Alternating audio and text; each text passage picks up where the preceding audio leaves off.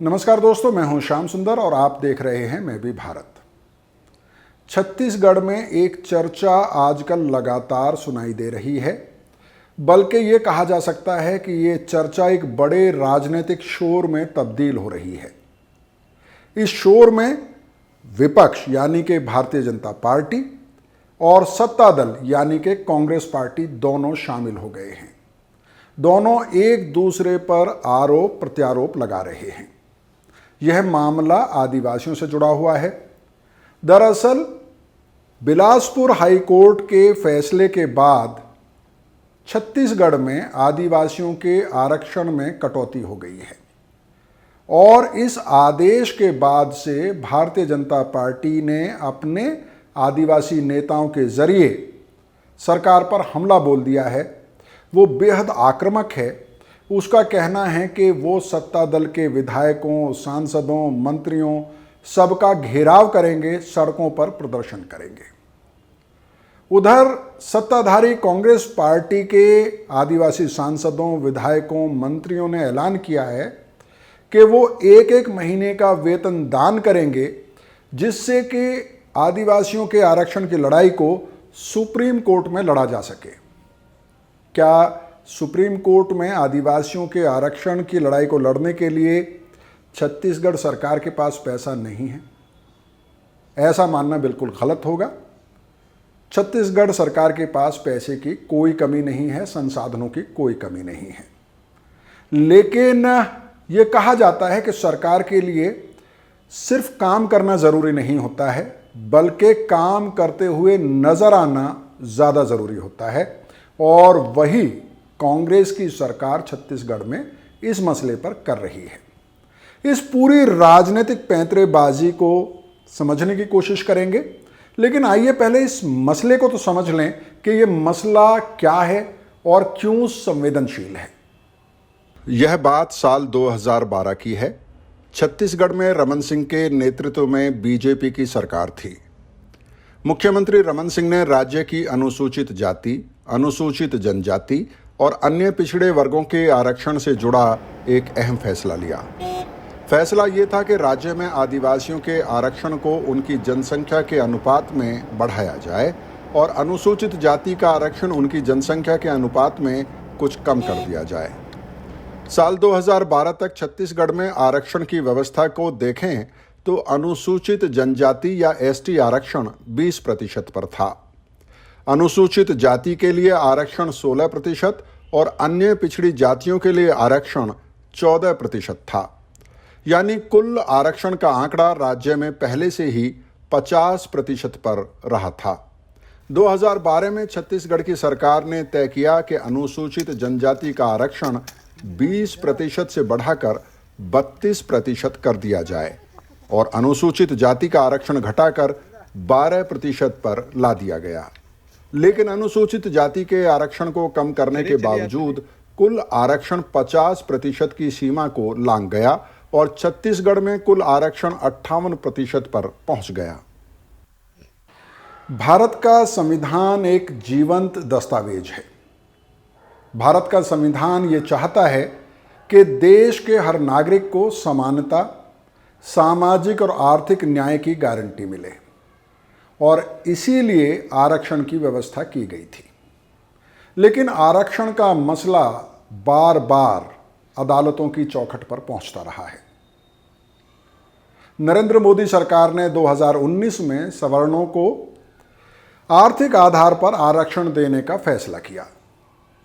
इस फैसले को लेकर भी लोग सुप्रीम कोर्ट गए और इस मसले पर सुप्रीम कोर्ट ने फैसला सुरक्षित रखा हुआ है। दरअसल 1992 में इंदिरा साहनी केस में सुप्रीम कोर्ट ने यह कह दिया था, यह फैसला दे दिया था कि किसी भी सूरत में आरक्षण 50% की सीमा के पार नहीं जाना चाहिए। हालांकि सुप्रीम कोर्ट ने यह गुंजाइश जरूर रखी थी कि अगर बहुत ज़्यादा एक्स्ट्रा ऑर्डिनरी सिचुएशन हो तो इस सीमा को लांघा जा सकता है, लेकिन उसके लिए राज्य सरकारों को बाकायदा तर्क देने होंगे, साबित करना होगा के बेहद खास कारणों से 50% की सीमा को लांघा गया है। सुप्रीम कोर्ट ने 1992 में इंदिरा साहनी केस में यह तय कर दिया था कि आरक्षण 50% से ज़्यादा नहीं होना चाहिए। 2021 में मराठा आरक्षण मामले में एक बार फिर सुप्रीम कोर्ट ने यह साफ कर दिया कि आरक्षण पर लगी 50% की बंदिश हटाई नहीं जाएगी, लेकिन इसके बावजूद राज्य सरकारें इस सीमा को लांघने की कोशिश करती रही हैं। सुप्रीम कोर्ट ने 1992 में आरक्षण पर 50% की बंदिश लगाते हुए यह जरूर कहा था कि किसी बेहद खास कारण से इस सीमा से आगे जाया जा सकता है। राज्य सरकारें जब आरक्षण की सीमा को लांघती हैं तो यह तय होता है कि मामला अदालत में पहुंचेगा, लेकिन इसके बावजूद सरकारें उस सीमा को लांघ जाती हैं। उसका कारण सामाजिक न्याय की बजाय एक मजबूत वोट बैंक की चाह होती है। छत्तीसगढ़ में आदिवासियों की आबादी 30% है, यानी आदिवासी छत्तीसगढ़ में एक अहम वोट बैंक है और शायद यह बात 2012 में रमन सिंह सरकार के दिमाग में भी रही होगी। आज की तारीख में किसी भी राजनीतिक दल के लिए यह संभव नहीं है कि वो आरक्षण के खिलाफ स्टैंड ले या उस सवाल को नज़रअंदाज कर सके, क्योंकि उसे चुनाव में एक बड़ी कीमत चुकानी पड़ सकती है। लेकिन जैसा हमने पहले कहा कि आरक्षण का सवाल बार बार कोर्ट में पहुंच जाता है। छत्तीसगढ़ में भी वही हुआ और हाई कोर्ट ने सरकार के फैसले को गलत करार दिया और आदिवासियों का आरक्षण 12% कट गया।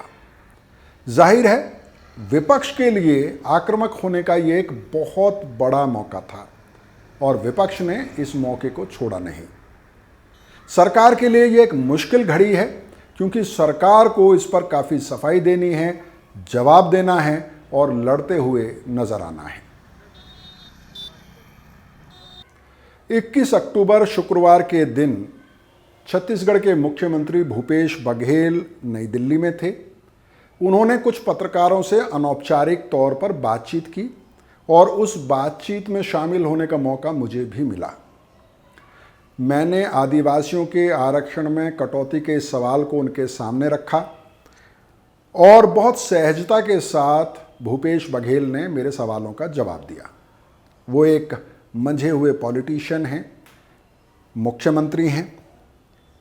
उन्होंने कहा कि आरक्षण पर बात करने से पहले हमें यह बात करनी चाहिए कि रोजगार के अवसर कितने बचे हैं। उन्होंने केंद्र सरकार पर आक्रामक होते हुए कहा कि केंद्र सरकार उन सारे इदारों को बेच रही है, उन सारी सार्वजनिक कंपनियों को बेच रही है जो रोजगार पैदा करते हैं। उसके बाद उन्होंने सवाल किया कि क्या बीजेपी शासित राज्यों में आदिवासियों को उतना आरक्षण प्राप्त है जितना वो छत्तीसगढ़ में मांग रहे हैं। उसके बाद उन्होंने रमन सिंह की उस वक्त की सरकार को भी दोष दिया जिसने 2012 में आदिवासियों के आरक्षण को बढ़ाने का फैसला किया था। उन्होंने कहा कि उस वक्त की सरकार ने सोच समझकर अपने फैसले के बचाव की रणनीति नहीं बनाई थी। कोर्ट में इसीलिए इस फैसले को डिफेंड नहीं किया जा सका। लेकिन इसमें जो काम की बात थी वो ये थी कि उनकी सरकार सुप्रीम कोर्ट में पुरजोर तरीके से इस मामले को लड़ेगी और उन्होंने ये दावा भी किया कि किसी भी सूरत में छत्तीसगढ़ के आदिवासी इस मसले के लिए उनकी सरकार को दोष नहीं देंगे और उन्हें किसी तरह का राजनीतिक नुकसान इस फैसले की वजह से नहीं होगा। राज्य में अगले साल चुनाव हैं और राजनीतिक आरोपों प्रत्यारोपों का सिलसिला चलता रहेगा। मीडिया का और विपक्ष का ये काम है कि वो सरकार को जवाबदेह बनाए, आदिवासियों के जनता के मसलों पर सरकार से सवाल पूछे। लेकिन इतना ख्याल ज़रूर रखा जाना चाहिए कि सिर्फ शोर पैदा ना हो और आदिवासियों के आरक्षण के मसले पर संजीदगी से सवाल उठाए जाएं और उतनी ही संजीदगी से उसके जवाब तलाशे जाएं। बहुत बहुत शुक्रिया।